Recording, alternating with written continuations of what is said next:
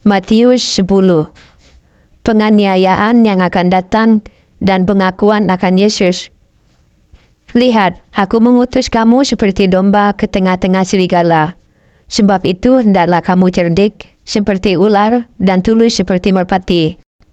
Tetapi waspadalah terhadap semua orang, karena ada yang akan menyerahkan kamu kepada majelis agama, dan mereka akan menyesah kamu di rumah ibadatnya. Dan karena aku, kamu akan digiring ke muka penguasa-penguasa dan raja-raja sebagai suatu kesaksian bagi mereka dan bagi orang-orang yang tidak mengenal Allah. Apabila mereka menyerahkan kamu, janganlah kamu khawatir akan bagaimana dan akan apa yang harus kamu katakan. Karena semuanya itu akan dikaruniakan kepadamu pada saat itu juga. Karena bukan kamu yang berkata-kata, melainkan Roh Bapamu. Dia yang akan berkata-kata di dalam kamu. Orang akan menyerahkan saudaranya untuk dibunuh. Demikian juga seorang ayah akan anaknya. Dan anak-anak akan memberontak terhadap orang tuanya dan akan membunuh mereka. Dan kamu akan dibenci semua orang oleh karena namaku. Tetapi orang yang bertahan sampai pada kesudahannya akan selamat. Apabila mereka menganiaya kamu dalam kota yang satu, larilah ke kota yang lain. Karena aku berkata kepadamu, sesungguhnya sebelum kamu selesai mengunjungi kota-kota Israel, Anak Manusia sudah datang. Seorang murid tidak lebih daripada gurunya, atau seorang hamba daripada tuannya.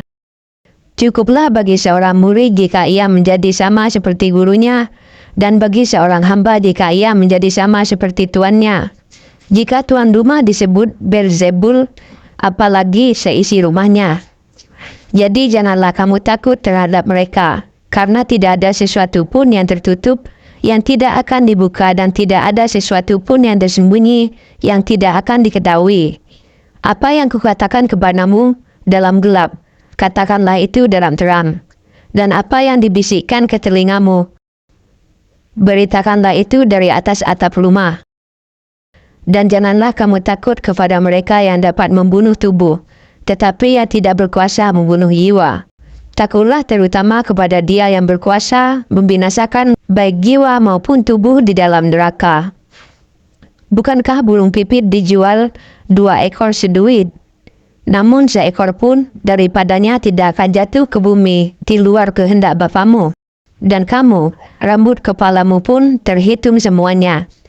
Sebab itu janganlah kamu takut, karena kamu lebih berharga daripada banyak burung pipit. Setiap orang yang mengakui aku di depan manusia, aku juga akan mengakuinya di depan Bapa-Ku yang di surga. Tetapi barang siapa menyangkal aku di depan manusia, aku juga akan menyangkalnya di depan Bapa-Ku yang di surga. Terima kasih.